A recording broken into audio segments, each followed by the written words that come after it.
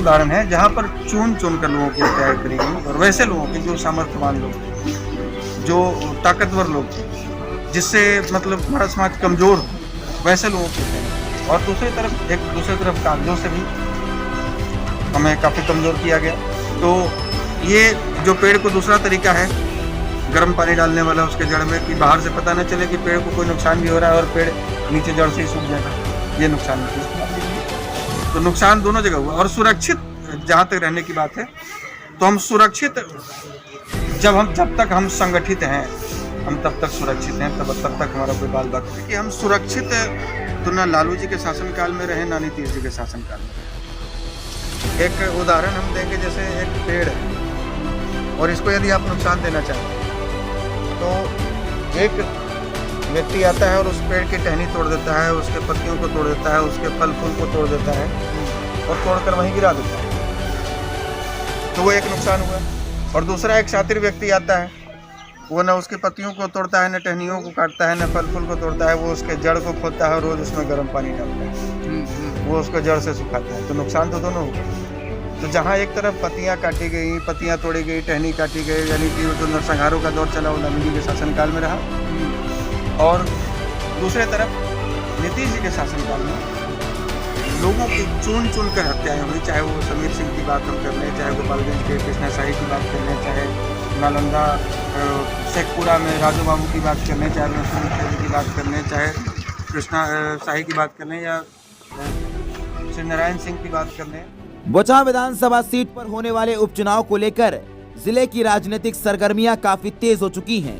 बिहार में भूमिहार ब्राह्मण के नेता कहे जाने वाले राष्ट्रीय जनता पार्टी के राष्ट्रीय अध्यक्ष आशुतोष कुमार आज मुजफ्फरपुर पहुंचे, जहां उन्होंने अपनी पार्टी की तरफ से बोचहां आरक्षित सीट से उम्मीदवार उतारने की बात कही। वहीं इसी कड़ी में हमारे साथी गौरव से खास बातचीत में उन्होंने कहा कि बिहार में लगातार हमारे समाज को टारगेट करने का प्रयास नीतीश जी की शासन में किया जा रहा है। वहीं उन्होंने लालू नीतीश के 15-15 साल के शासन व्यवस्था को समाज के लिए नुकसानदेह बताया है।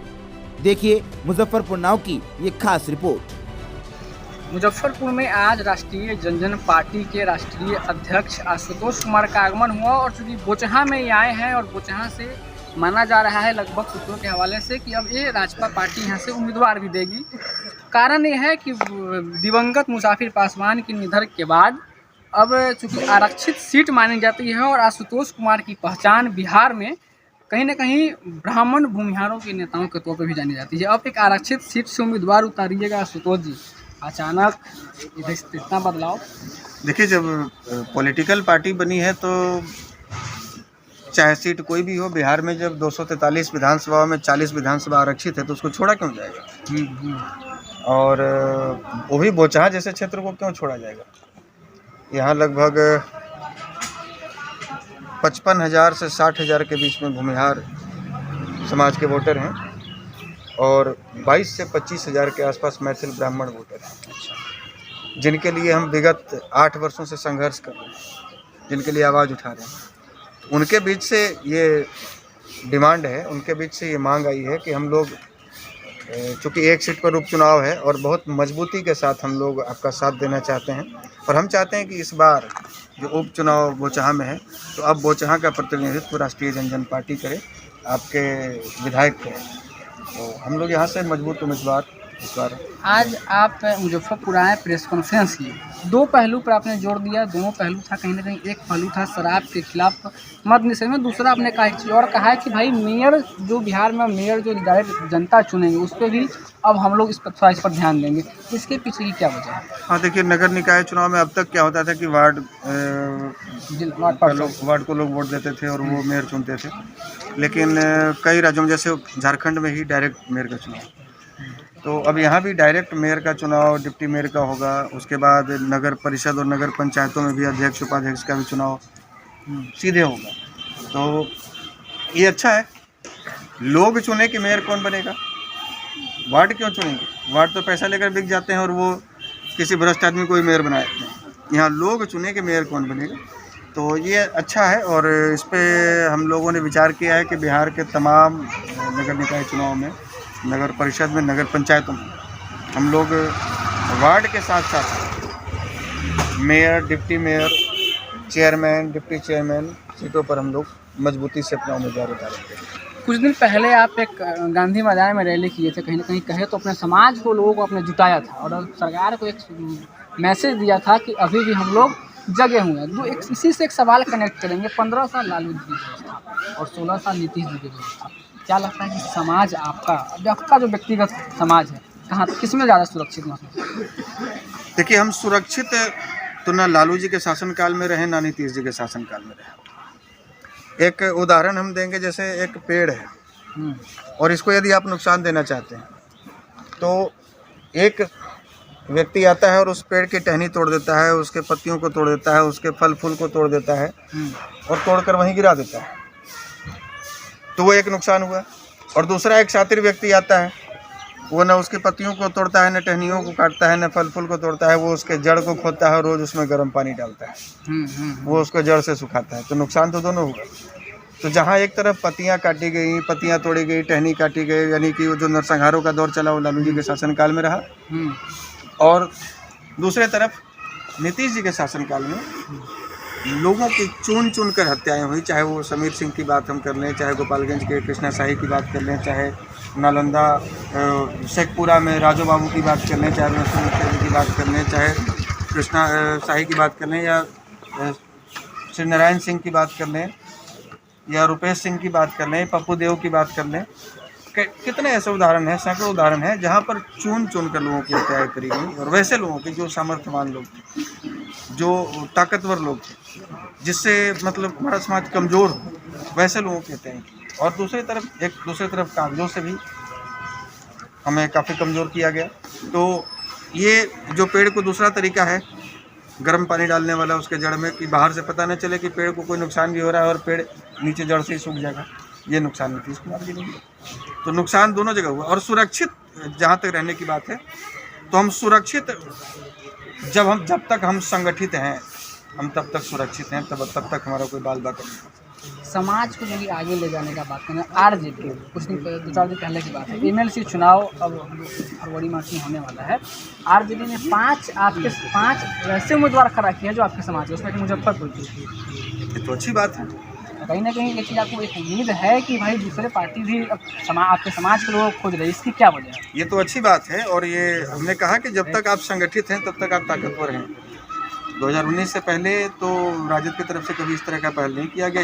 इस चुनाव से पहले 2019 में आपने जो गांधी मैदान में एकता का परिचय दिया, मनसमा ने दिया, और लाखों की संख्या में इतिहास में पहली बार गांधी मैदान में एकत्रित हुए, आपने एकता का परिचय दिया। और आज इसका परिणाम है कि आपको राजद जैसी पार्टियां भी तवज्जो दे रही हैं, और देना भी चाहिए। राजनीतिक भूल कहिए कि वो शायद ये समझने में देरी की, और इसका खमियाजा भी राजद को भुगतना पड़ा है, और ये उनका कदम स्वागत योग्य है, हम उसका स्वागत करते हैं। आप कुछ दिन पहले से भी आपने भी इसी मीडिया में भी बार कहते रहे हैं कि बड़े बड़े जो नेता हैं, जैसे एक नाम गिरिराज सिंह, ये बड़े बड़े जो नेता है आपके समाज के, कहीं ना कहीं दूसरे पार्टी के बोर्ड में बैठे होंगे, और वो चीज़ उनको समाज से मतलब नहीं है, तो वैसे लोगों के लिए जाना है। देखिए, हम इस बात को हमेशा कहते हैं और आज भी कह रहे हैं कि वो लोग चुनाव के समय हमारे समाज के नेता बन जाते हैं, और चुनाव के बाद वो भाजपाई कांग्रेसी बन जाते हैं, चुनाव के बाद वो वीज़ा मंत्री बन जाते हैं, पाकिस्तान भेजने का ठेका उनके पास आ जाता है। हमने कुछ दिन पहले भी कहा था और आज फिर कह रहे हैं कि वो रोबोट है,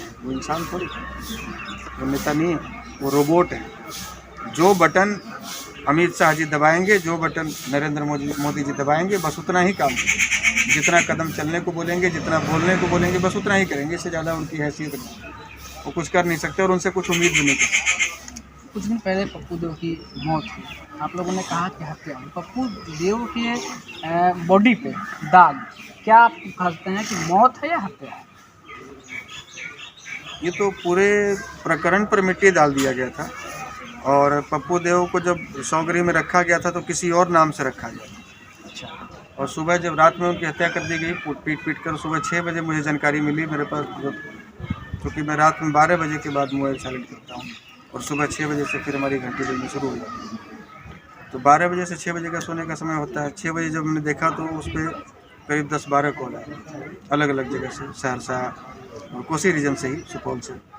तो हमने जब कॉल बैक किया तो पता चला कि पप्पू देव की हत्या कर दी गई, प्रशासन के लोगों ने पीट के। तो हमने कहा कि कहाँ है, तो बॉडी रखी हुई है लेकिन वहाँ किसी और नाम से रजिस्टर में कोई और नाम दिखाया गया, पप्पू देव का नाम ही नहीं दिखाया गया। फिर हमने सोशल मीडिया पर इस बात को रखा और कहा कि किसी भी तरीके से वहाँ पर दबाव बनाइए और भी लोग जुटे और कहा कि उनकी तस्वीर आनी चाहिए। तो तस्वीर और वीडियो फुटेज हमारे पास आए।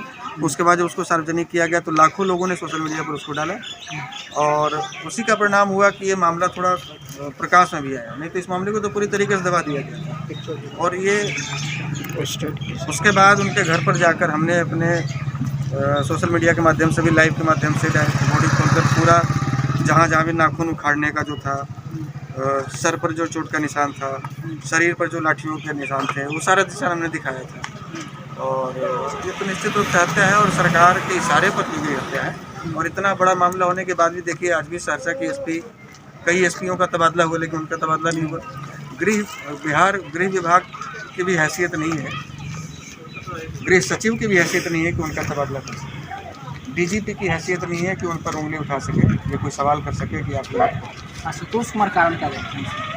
कारण ये देखते हैं कि वो महज एसपी नहीं, वो केंद्रीय इस्पात मंत्री की बेटी भी है और नीतीश जी की कथित भतीजी भी है। और उनसे वही करवाया जा रहा है जो बिहार सरकार में नीतीश कुमार चाहते हैं, इसीलिए शायद कार्रवाई नहीं होती।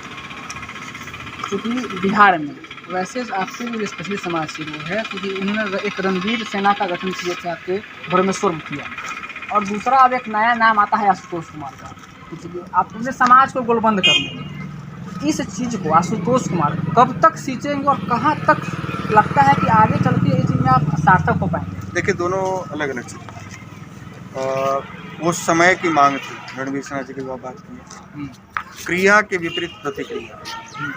जब मगध साहबाद, काशी और पाटलिपुत्रा क्षेत्रों में 14-15 जिलों में जब हमारे हजारों एकड़ ज़मीनों पर लाल झंडे गाड़ दिए, जब हमारे घरों के आगे खड़े ट्रैक्टरों को जाति पूछ कर जला दिए जाते, राहगीरों को जाति पूछ कर 6 इंच छोटा कर दिया जाता, उस समय क्रिया का प्रतिक्रिया के रूप में एक रणवीर सेना का उदय हुआ और वो समय के साथ में समाप्त भी हुआ।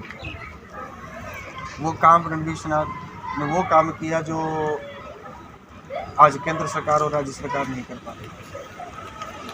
महज 4 साल के संघर्ष में मगध शाहाबाद और पटना कमिश्नरी के 14-15 जिलों से नक्सलवाद के सफाया कर।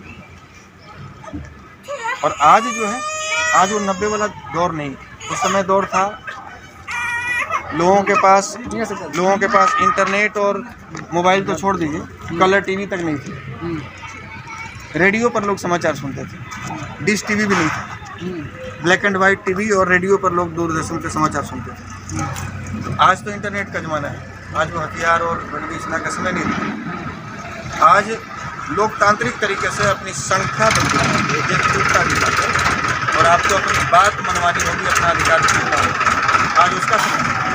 और इसीलिए क्योंकि अब लोकतंत्र में भीड़ तंत्र हावी होता जा रहा है और हम अपनी भीड़ नहीं दिखा पा रहे, तमाम जातियाँ संगठित हो रही हैं, तमाम लोग संगठित होकर अपनी एकता के परिचय दे रहे हैं, इसलिए हमने एकता मंच बनाया और संख्या बल दिखाया भी, और उसी एकता का परिणाम आज राजद के रूप में आप जो 5 एमएलसी सीट। यदि आप बिहार को वापस वो सम्मान दिलाना चाहते हैं जो सम्मान बिहार कभी चंद्रगुप्त मौर्य के समय बिहार को मिलता था, अशोक के समय मिलता था, या श्री बाबू के शासनकाल में बिहार को मिलता था, तो आप संकल्प लीजिए और पुराने घिसे पीटे राजनेताओं से बिहार को मुक्ति दिलाइए और नया नेतृत्व बिहार में लाइए। और जो करना चाहता हो वैसा नेतृत्व नहीं जो खुद मखमल के कंबल पर सोया हो, मखमल के चादर ओढ़ा हो, जो चांदी के प्लेट में खाया हो, सोने के चम्मच से खाया हो, उसको नहीं पता है कि बिहार में 80% लोग किस स्थिति में जी रहे हैं। वैसा लोग जो आपके बीच से निकल कर आया,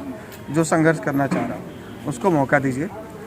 हम केवल वादा नहीं, इरादा लेकर आए हैं कि बिहार में बदलाव लाना है और आज नहीं तो कल बिहार में बदलाव आएगा। इस संकल्प के साथ हम अपने घर से निकले हैं और ये विश्वास है कि बिहार को पुनः श्री बाबू वाला बिहार हम बना कर। चलिए तो आशुतोष कुमार को सुन रहे थे आप। इन्होंने कहा कि बिहार में हम संकल्प के साथ आए हैं और बिहार को श्री बाबू वाला बिहार बनाएंगे।